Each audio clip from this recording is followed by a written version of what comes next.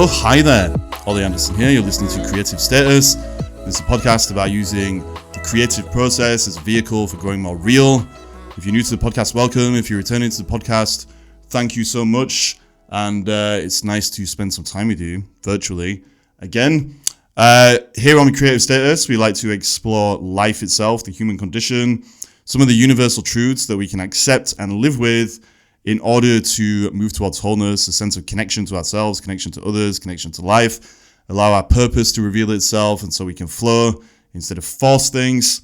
Today's interview is with Raman Hari. Raman is an intuitive coach, and for that reason, we talk about all kinds of issues related to intuition, but we mainly focus on one of my favorite topics in the world, which is trust. If you don't know, trust comes up a lot on this podcast because ultimately when you break everything down to the building blocks of the human experience, trust is the thing that is the biggest game changer. If we can trust, we can let go. If we can trust, we can live without fear. If we can trust, we can allow our intuition to tell us where we need to go sometimes. If we can trust, we can basically just relax into being what we need to be. And so all of the other virtues like patience and things like that ultimately stem down to our capacity to trust. So anyway, we talk a lot about trust. We talk about balance. We talk about yin and yang. It's a great interview. So Raman, thank you so much for your time. There is a slight glitch on the audio, so I apologize for that. That's the recording platform I was using, so I'm not going to be using that anymore. But either way, this is an awesome interview. Raman, thank you for your time once again. Everybody else, hope this helps you to go deeper into trust, go deeper into realness, and to live the life you want to live. Here we go. Thanks a bunch. Boom. Oh, hi there, Raman. Thank you so much for joining me on today's episode of Creative Status. We're going to be talking about probably my favorite topic in the world, or something that I seem to be obsessed with, at least throughout all of these podcast episodes recently, which is trust. Before we get into it, do you feel like introducing yourself, telling people what you do, what you're all about, and also what you want to get out of this conversation that we're about to have? Ooh, I love it. Yes, thank you for having me on, Ollie. My name's Raman. I work as an intuitive coach and really been leaning into trust a lot lately. I help people with really aligning their intuition and into that spirit that is within them so that they can really step into their power and their potential and their purpose. So lots of really fun stuff. I am super excited to have this conversation. I feel like there's so much that we can talk about in terms of trust and kind of what stops us from feeling that peace in our life. So yeah, really excited to be here with you. That's awesome. And I love how you just linked trust with peace. I think when I really reflect on this idea now of like just trusting life, that's ultimately what it boils down to, like peace. If we can learn to trust, and I think learn is the key word because it's kind of, it's basically like a muscle that we can stretch is what I found. Then we can kind of flow a lot easier and we don't have fear holding us back and all that kind of stuff, because I now believe that fear is the opposite of trust. And we can just feel a sense of kind of inner peace, if you want to call it that. So before we get too deep into it, I suppose let's just start with like your experience, if that's cool. Like what is it about trust that's got you riding this kind of wave that I'm getting excited about as well? Like recently, it sounds like you've kind of tuned into it as well or something. For sure. So I think a lot of people are looking for more peace nowadays. Something happened with, 2020, pandemic, COVID, all of that, where it feels like more people are feeling almost more distrusting of life and more irritable or anxious, or it's something happened there. And so I think people are looking for that trust more than, now more than ever. But for me, it really started when I was born. No, but I was very young when I started to experience a lot of social anxiety, and I just had a lot of anxiety in general. And for me, I find that the opposite of anxiety is peace, and that peace really comes from trusting in life. And one of my favorite things that I ever heard that I carry with me all the time is, I don't know if you saw that Steve Jobs commencement speech at one of those Ivy League colleges, but he talked about trust and how when we look forward in life, we can't actually connect the dots of what's going to happen and what's going to lead you to that next thing or that next career or that next person or whatever it is. But it's only when we look back that we can connect those dots. And so what he talked about was how we have to trust that one day we're going to look back and the dots will connect, because they actually will, and they already have. If you look back in your life, like whoever is listening to this, maybe you're 15 or you're 20. Either way, you've lived some time on this planet where you can look back and connect some dots on how things worked out in a way that you could not imagine. So that's something that I think about often is Steve Jobs, man. He really knew what he was talking about. I loved it. Yeah. Yeah, that's so true. Like, one of the ways that I've kind of taught myself to trust in what's coming, at least, is to look back in exactly the way you've said, and to realize that a lot of the bad, in scare quote, things that I've been through sucked at the time, but now that I'm further down the line, I've really kind of just learned to see that, like, they were a blessing. I didn't realize that when I was going through it, because, like, obviously my ego was getting in the way, and, like, I was resisting life and where it was taking me, and, like, all the illusions I had to let go of and all that kind of stuff. But in retrospect, it's exactly like you said. You always see that the dots lined up, and everything is always just happening in the best possible way.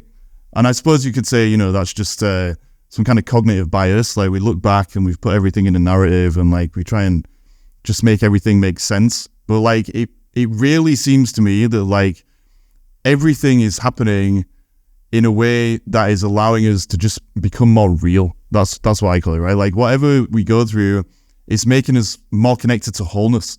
And if you just take that as a basic premise of life and being a human being, then everything that happens, good and bad, is just all part of this overarching process of going deeper into life, something like that. And if that is the case, which it seems to be to me anyway, then we can just trust at all times. Even if, bad things do arise in the future, we know that eventually we're either going to die, so we won't have any problems, or, like, something will emerge out of that, probably. So am I being too idealistic, or is that how you've kind of experienced it as well?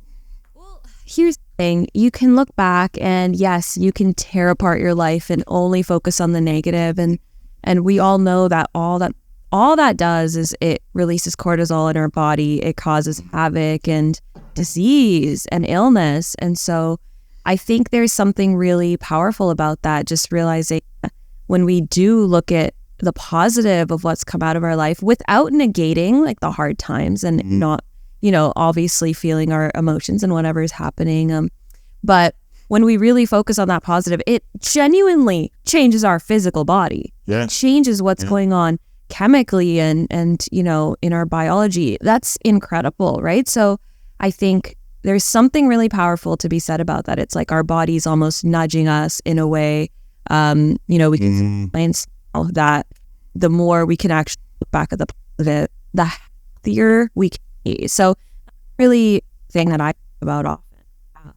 Yeah, that's really interesting. So maybe I'm opening a can of worms up, but, like, one of the ways that I think I've got better at trusting, and basically for me now, trusting is just letting go of that need to control things that you can't control, and trying to force life according to some plan that you've come up with in order to kind of, I suppose, avoid that fear. It's almost like a self-perpetuating kind of thing. But anyway, one of the ways I think that I've been able to kind of do that is by really, like, helping my nervous system to become regulated by doing things like yoga and meditation and all that kind of thing. And normally when we're talking about those things, we think, okay, it's a nice mental workout. We can, just learn to relax and all that kind of stuff. But I think it's exactly like you just said as well. Like, it helps our biological systems to be better equipped to be able to deal with life and the uncertainty of moving forward in the way that Steve Jobs was talking about, where we don't know what's coming and what dots are going to connect, or even if they are going to connect. And so ultimately, if our nervous system is healthy, or as healthy as possible, we have a stronger foundation for being able to trust with our mental attitudes and all that kind of stuff. So I don't know if there's anything there that's, relevant to the thing that the work that you do. So relevant. I love doing my yoga stretches every morning. That puts me in a good set for the day. But something I think about often is the fact that we've been given this free tool. It's free 99 and it's called our breath. We have our breath all the time. And obviously there is something there. There is something powerful there that we've been given. And so it's not that we don't have resources. It's just that we're being resourceful enough and realizing that we have everything right here. And so, yeah, I mean, I love yoga. I love really breathing and getting still, going out into nature. Those are some of my favorite things. And one thing that I always like to come back to is play, like actually having fun in life. I think we get so damn serious about everything. Like you said, we're all going to die and we are on a rock floating through outer space. And so it is important to see that, we don't have to be so serious. And, in the beginning of my coaching work, I did a lot of inner child healing with my clients. And what I found was, yes, let's acknowledge the inner child. Let's acknowledge the stuff that we've suppressed. Let's acknowledge the fact that when we were young, someone told us that he wasn't worth anything. And so now we've suppressed this creative part of ourselves and whatever. Let's acknowledge all that stuff. But at the same time, the inner child, what that inner child wants more than anything is to play and to be free and to have fun. And so going into that is also so healthy for our nervous system. And I think that's something we don't talk about enough. Yeah. Do you think the play thing is linked to trust as well? Because ultimately, I think when we're trusting, we're kind of living in a way where we've been spontaneous. So we're not holding back because of all that social conditioning or because of self-doubt and all the emotional, baggage that we've picked up over the years. We're just acting in a spontaneous way, but we're also kind of controlling that spontaneity because we have a kind of vision for where we're trying to get. And if we can play within that kind of space, then in a way, we're going to be more trusting as well. Because I suppose the opposite of play is that seriousness, which really is just fear, ultimately. And if fear is the opposite of trust, then play maybe is a way to start cultivating this kind of trust muscle that we keep talking about. Yes, absolutely. I think it's all so linked and interconnected. And again, when we focus on only the difficult things, we forget that life, for the most part, is not made up of difficult things. Like right now, we're sitting here, anyone who's listening, we're safe, right? Like you are so safe and life is happening and the stuff that's hard, like that comes too. But that's like 0.01% of life, like the actual really hard moments or those moments where you might actually feel unsafe.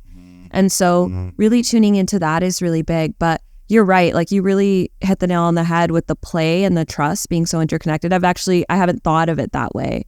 But I think, there is something to be said as well for planning. And I love planning. I love envisioning my future and setting goals. And I think that's a beautiful thing. And it's not that we completely let that go. But because it provides some structure. And honestly, if I didn't have an idea of what I'm doing tomorrow, like that doesn't seem fun to me. I do like to have some fun things in store.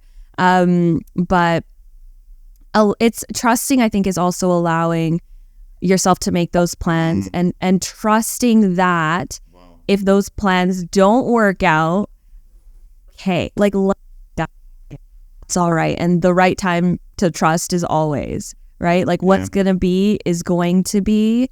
And we don't have to force anything, but yeah, make the dang plans. I have plans this weekend. I have some fun plans coming up. But if those get derailed, it's not going to end my life. Do you know what I mean? Yeah, 100%. I think this is a really important thing that you brought up. Like ultimately, it's about finding balance. And so the way that I like to think of it when I'm thinking about the trust thing, there's two different kinds of trust. There's trusting ourselves and then there's trusting life. And we need both. Trusting ourselves just means that we do what we can do. Like we have to take action.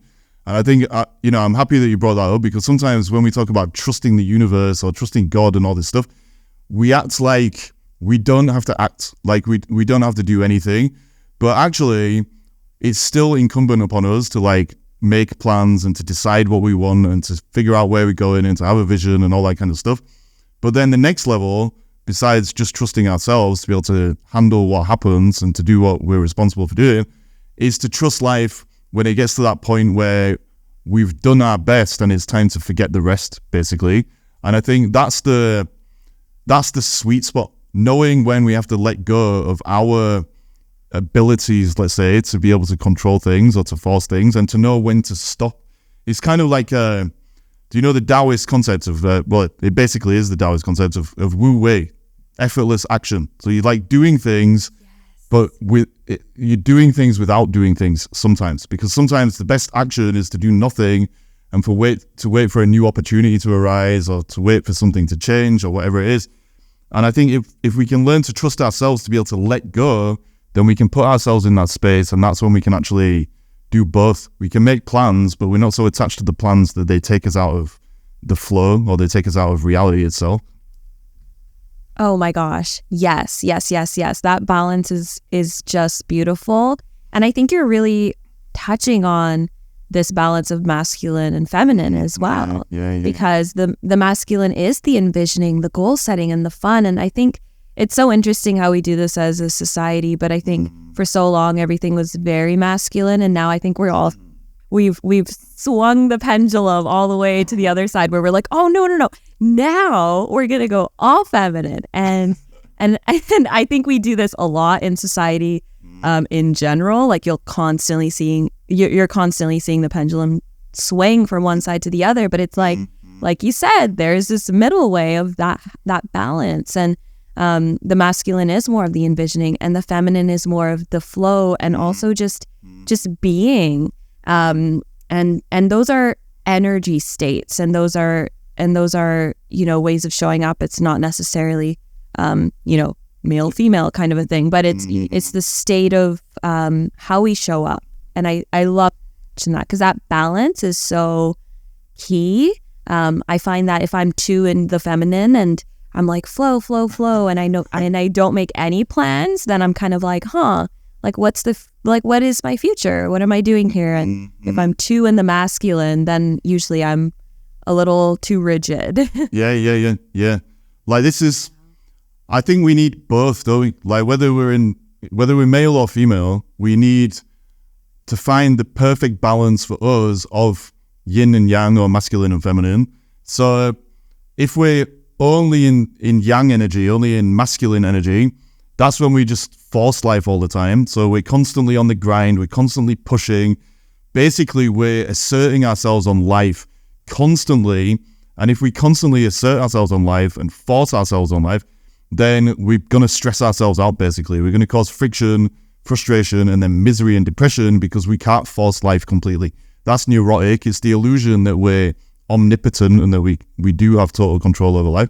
But on the other side of the coin, if we're too feminine, if we're just yin all the time, and we're just like, well, I'm just going to let go completely, and I'm not going to decide anything for myself and use all my human volition and capacity to make decisions and choices and take responsibility for my life and blah, blah, blah, then we become so open-minded that our brains fall out. And in both of those cases, whether we go to the extremities of yin or the extremities of yang, we end up distancing ourselves from life itself, because we've been so reactionary that we can't respond. And so I'm really starting to think of this now, that there's like there's kind of a 0 point. And I think the way into it for men and women may be slightly different. Like obviously I'm a guy, so I can only talk from my experience. But like for me, I'm generally quite a young person, so like I'm very disciplined, and I've got loads of like habits that I try to do every day, and I normally know what I'm doing when, and like I can, if I say I'm going to do something, I'll do it basically, and then I'll push through until I get the results that I want. That's very young, but obviously if I push through too much, then I'm going to end up falling into that trap I just talked about, where I'm forcing life. And so for me, I've found that I can really stay in a consistent flow state by kind of pushing and having some tension, but then releasing. It's like tension, release, if that makes sense. And if you can live like that, then you can flow more. So I feel like I'm in the flow state quite a lot by pushing but then letting go, if that makes sense. And I don't know if it's different for somebody who's more feminine predominantly, more yin, like if they have to be like really open and flowy, but then sometimes they have to add a bit of yang energy to kind of get into that 0 point. And I think the end result is the same. We're all moving in the same direction, which is just wholeness and that balance. But I think the paths into it might be a little bit different. So that's just me throwing out some completely random theory. I don't know what you think about it, but I love it. That made sense. I mean, I feel like I feel like everyone's a little bit different, and I think that 0 point that you talk about is going to be a little bit different for everyone. And yeah, I mean, I grew up very masculine. I've been working since I was 12. Don't ask where I was working when I was 12. I was just like busting tables at a restaurant in the summer. But yeah, no, it's just I feel like I grew up very masculine, and I still to this day have to remind myself that, oh, right, okay, yeah, I can be more soft and I can be more playful and have more fun, and that is such a valuable energy to have. And I think it just depends on who you are, and maybe you grew up more feminine and you want to feel into more of like, wow, how would it feel like to actually be a little more assertive here, or you know, speak up for myself, or any of that. So I think it really depends, and some people might feel called to be super in their feminine and in this lifetime, but for me, I love a little middle ground of both. I'm like, I like the spiciness of the masculine and I like the softness of the feminine. Like I like a little sweet and salty, you know what I mean? I like both. So yeah.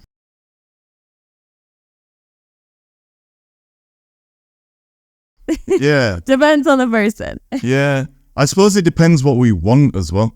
So like it's hard to explain, I suppose, but like if we've decided that we have like a vision for where we're going in life, like say we want to create a new business, or we want to, I don't know, write a book or do something that is going to involve consistent effort over time and kind of navigating cause and effect to be able to reach the point where we've achieved whatever it is that we're trying to achieve, then we're going to have to bring in some kind of yang energy, some kind of masculine energy out.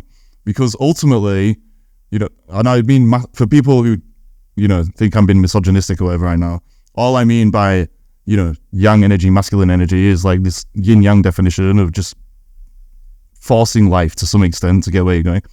But then if we only force in that way, then we're basically going to go mad, like I was saying. And so it is about finding that balance. But ultimately, what I'm saying is, like, if we want to achieve something, then we're going to have to bring in the yang energy. But I think the Wu Wei thing, the effortless action, is bringing in that, I guess, balance, that feminine balance, so we don't become so attached to what we want that we lose sight of ourselves and we lose sight of life, something like that. And so I suppose what I'm trying, and what I'm trying to figure out, I guess, is like how do we stay in that state without losing a perspective, I guess, like a real perspective of what it means to like be authentic? Because, you know, all this talk of masculine and feminine, like we can put them on as like masks or whatever, but how do we find that true balance, I guess, is what I'm trying to figure out. And I don't have any answers, and I might just be, you know, making things up. Totally. I mean, first of all, I love that you mentioned attachment and this feeling of like taking action and not being so attached. I think that's such a key thing to feel into. Now, balance is a funny thing, because sometimes I'm like, yes, okay, I understand balance. But then other times I feel like balance doesn't really fully exist. Like you can't always be in full balance all the time. So for me, I feel like we go through different seasons, and, you know, maybe you're in a season where you are more in the, you know, I don't really know what's next for my life, and I don't have that vision right now. And so I am more in that like receptive mode. I'm just feeling into what feels good, what I'm curious about, maybe more in that energy. And so I think it depends on the season. And for me, like this past winter, like I'd say like December, I was in a very feminine, like I was healing some like physical stuff. And so for me, it was all about, okay, like right now, this is a season I'm in and I'm accepting that. And I'm going to celebrate that this is where I am. And, you know, maybe I'm grieving a little bit of that, like, oh shit, like I kind of want to get shit done, you know, energy. And so, but really celebrating what season you're in. And so I think some seasons I'm very masculine, and that's just what that season is requiring from me. And so I think really tuning into that, we're not always going to be 100%. Just like how in relationships, if you feel like one day you're bringing 100% of your energy and you're like, yeah, like I can do everything. And then the next day you might feel like, oh, babe, like I'm going to need you today because I'm me. So I think it depends and add yeah. Yeah, that's a very important point, and it's so true. Like it comes in cycles and waves, I guess. It's like tension and then release. So like if we get into this, say we have a season where we've been very young and we're just kind of going at it, basically. We're just grinding and, you know, pushing towards our vision or whatever it is. Eventually we're going to burn out, aren't we? Because you can't stay in that state forever. You'll literally just kind of run out of energy and then stress yourself out and die. And so you get to a point, I guess, where you're like, right, I need to like go to the other side of the spectrum and get some of this kind of yin energy and kind of just relax, wind down. And then during that period of like being in the yin, then you're probably going to get some inspiration about like what your next moves need to be, and like your intuition's going to be doing whatever it needs to do beneath the surface. And then when the time is right, you're going to go out there and be more yang again. And so maybe that's another way of looking at this 0 point, because the way I was looking at it at the start of the conversation is, you know, if you design your life in the right way, you can kind of maximize the amount of time that you spend in the flow state of the 0 point, as we're calling it. But actually another approach is probably healthier as well, is the one that you've just said, where, okay, you trust your body and your mind and your emotions to tell you what you need, and then you kind of let go of the ideas that may be taking you away from that, if that makes sense. So for example, if you're in a very young place and you're just forcing things and blah, blah, blah, you might get to that point where you do need a break, but you're so attached to the idea of like moving towards that vision that you don't take a break, and then you burn out. And so maybe there's something there around the trust thing, which is just super simple, just learning to trust ourselves to be able to tell what kind of energy we need to go into, if that makes sense. Absolutely. I think I love that we've brought it full circle back to the trust. And, you know, the truth is the reason I talk intuition so much and trust, and more of like, these are more feminine concepts, right? Intuition and trust.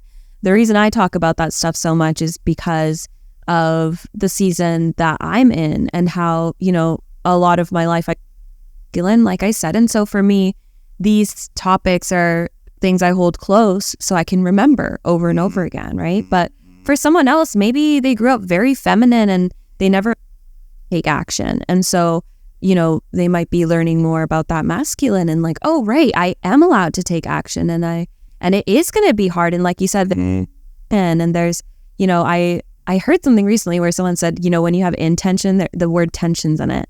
And so you can have intention, but to move forward, there's tension. And so I've been feeling into that as well lately, just this feeling of, it's so fun to dream, you know, and be in that really receptive, excited, curious state. And then taking the action it takes a bit of, it's uncomfortable. So, yeah, I don't know if I answered the question at all, but I kind of just went off there. I do that sometimes. But yeah, I think, like you said, it's so big where you're at, and balance is yeah, we're going up and down. And I always go back to the seasons and how, you know, I'm sure in the springtime, I don't know all of the, you know, the physics, the nature of it, but if you look out into nature, this, you know, cherry blossoms are blooming in the spring. There's so much happening. Things are coming back to life. And I'm sure it's taking a certain amount of energy for all that to happen. Now, in the fall, everything's just releasing and it's letting go. And so nature is constantly showing us these cycles of, you know, intention, planting seeds, right? They grow in however long, right? It's just so beautiful. It's already out there in nature. Nature as well. Trusting in our own nature, I think, is huge, like you said. Do you think, like, sometimes we might be in a certain season, but we don't realize it because of the attachment stuff that we were talking about? And maybe, maybe we're about to go through a winter or whatever, but we're still identifying as somebody who's in summer or whatever it is. And that ultimately ends up causing a kind of friction for us.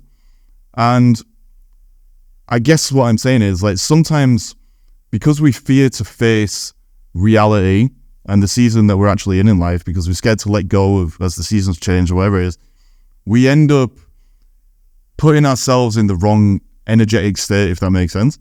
And I suppose the question for you is, like, how do we know when a season's over? And how do we know if we're just attached to the idea of a season versus actually moving with the seasons as they change? Do you know what I mean? Right. Yeah, that I get that. I think if you feel like you're actually flowing with the seasons, you'll feel that in your body. That's a peaceful state to be in. Now, if you feel like there is tension and there is this frustration and you feel burnt out and you feel like maybe you're distracting yourself all the time and now you're like on Netflix for 16 hours and you didn't realize, and it keeps telling you, like, are you sure you want to continue watching? And you keep watching and you're like, I don't, but, like, you know what I mean? It's, you know, when you're not like feeling fulfilled in peace. And sometimes we don't know until like we know, like maybe someone's listening to this podcast and they're realizing, oh shoot, like I've really been forcing something that doesn't feel right. And so I think having, these sort of resources is so helpful, even for myself, because sometimes I'll find myself forcing something and then I hear something and I see something or I, intuitively feel something, and that's when we shift. So I'm grateful for podcasts like these, because this is what keeps us reminded of that. And I feel like a lot of the time we do this thing where we compare our winter to someone else who's having a summer. And that is just going to create so much, just so much, what's the word? It's like, it's not peaceful at all. It's going to create so much tension and havoc within, because it's like someone is in Australia right now and they are experiencing a different season, and I'm like trying so hard to change in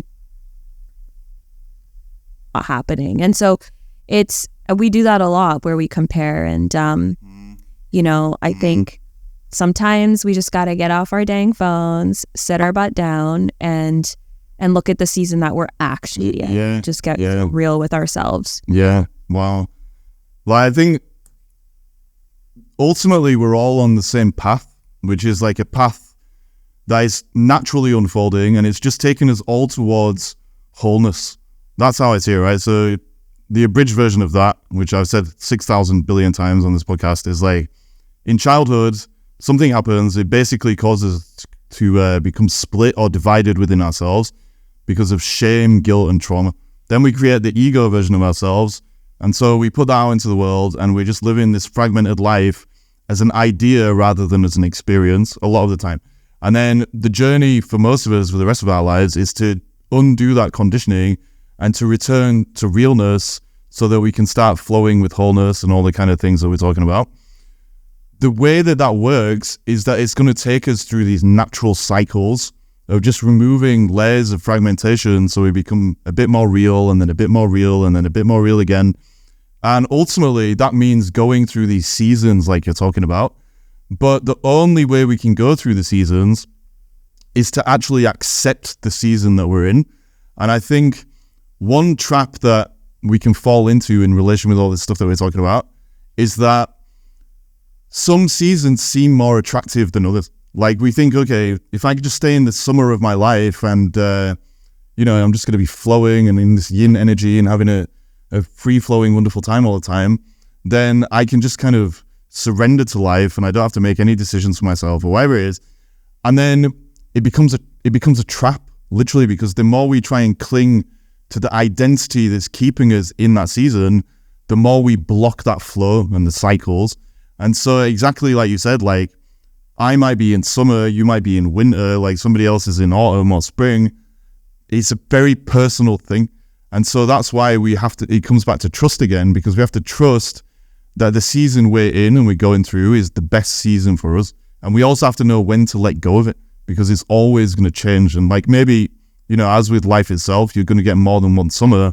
But I suppose as you get older and wiser, you can appreciate it more or something. But the point I'm making is, it's really about acceptance, ultimately. Like you said, you have to accept the season you're in and then trust it to teach you what it's going to teach you so you can go into the next one. And so it really does all come full circle with the trust thing, I think.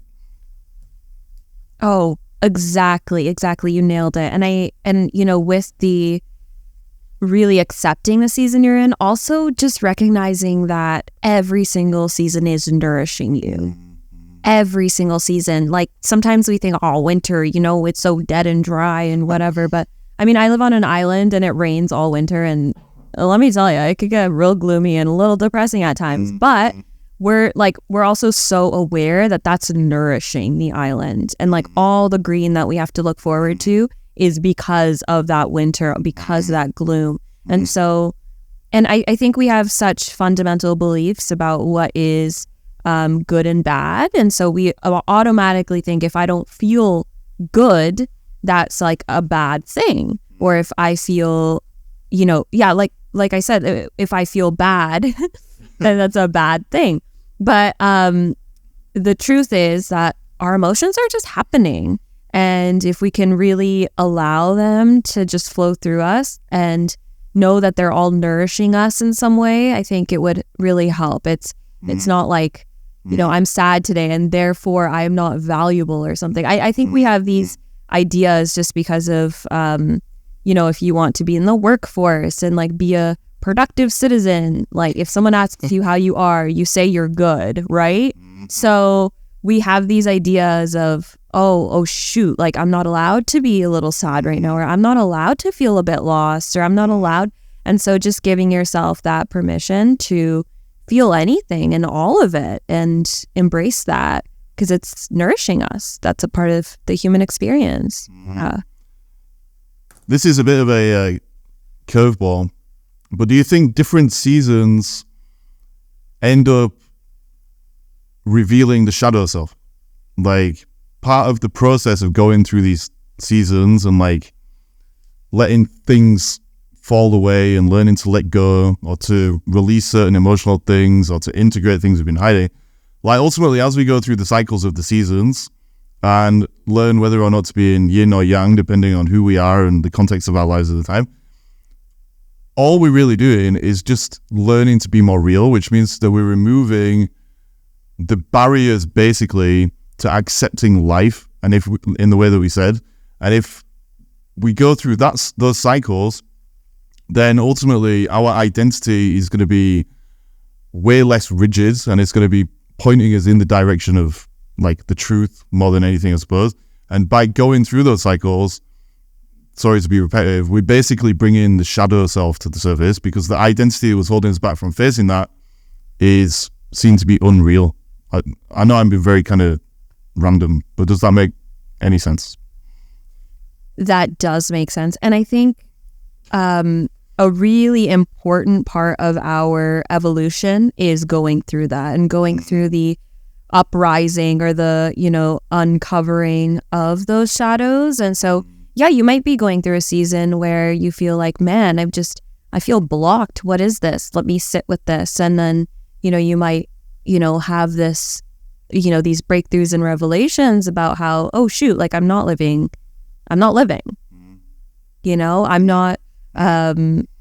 going forward in the way that I always saw myself going, or whatever it is. And I keep thinking of this quote, which I wish I could quote, but I'm going to butcher it. And it's something like, I forgot who even said it, but they said something like, I'm starting to feel like the second half of life is letting go of all the things I feverishly collected in the first half. Yeah. And that letting go process is not easy.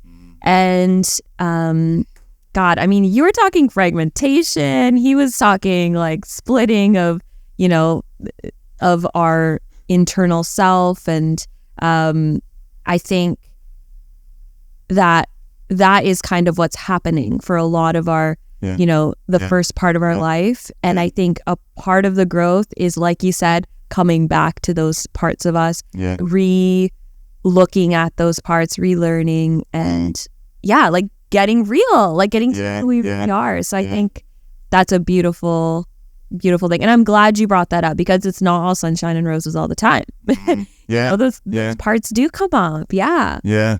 But then the other thing there is like, it does take us totally full circle in a way, and it brings together a lot of the themes that we've kind of jumped over in this conversation. So when we integrate the shadow and we step away from the false identity and the split fragmentation that we've been identifying with up until that point, not only do we reintegrate all the parts of ourselves that we disowned because of the conditioning and the emotional stuff that we went through, we reconnect to the playfulness and all of the qualities, the spontaneity, etc., and the trust that were our birthright anyway, I think. Like, I think we're all born actually very trusting. Like, part of, you know, developmental psychology is that we have to be able to trust our parents to, like, meet our needs and things like that. And one of the reasons people get so screwed up is because that doesn't always happen, and then they, you know, they don't trust life and they become fragmented and etc. But that trust is always there. It never goes anywhere. And so as we go through these cycles and through these seasons, the lesson ultimately, if we're successful, and I don't mean, you know, successful in scare quotes, but if we can go through those cycles and return to wholeness, then we return to trust as well. That's really how I experienced it, I guess. And it's not like we have to, like, trust is a muscle in the sense that we have to train ourselves to go against our conditioning, but really all we're doing is just returning to where we were supposed to be all along. And I think that's ultimately what we're kind of talking about, like trusting the process of getting back to trust, something like that. And so I've thrown a lot of random things at you in this conversation, and I do normally ramble on this podcast, but I've rambled more than usual. But like, how would you sum all this up? Because like, we kind of have gone full circle, and there is like a theme that's kind of emerging here. And luckily for me, I'm going to put the onus on you to kind of summarize that, if that's even possible. So how would you sum all this up, basically? Like, what is the main lesson of this conversation we just had? And can you let people know where they can find you as well? Like your website and stuff. Absolutely. Yeah. So everything that you just said, it reminded me of a quote that I once saw. And the quote goes something like this: "The healed inner child is the God within." And when we can come back to who that child is, who is trusting, then we can feel into that essence that has always been there. Yeah. And like you said, we're just unlayering. We're looking at what it is that got split in our personality growing up. So the healed child is the God within us. And so to sum up this conversation, I mean, that quote, really, that quote. Yeah. But also, trust. It's always a good time for trust. And God, what else do I want to say? How do I end this? Wow. It's been a fantastic conversation. I think one thing I would like to leave with everyone is that all of this healing that we're talking about, all of the stuff we talked about, it always comes back to love. And so, you know, whatever you're doing, wherever you're going in life, really, like, have compassion for yourself. You're a human on this earth. Have compassion. Come back to love. In terms of where people can find me, ramanhari.com. That's my website. You can see my offerings. Everything that I do is on there. And if you want to find me on Instagram, come say hi. It's at Raman Hari 3. And those places can get you to wherever you want to go otherwise. But yeah, those are the two main places. So thank you so much for having me on. This has been seriously so much fun. Yeah, thank you so much, like, honestly, and I'll share all your links and everything in the show notes. And yeah, just thanks. Like, I really appreciate your energy. It's been awesome.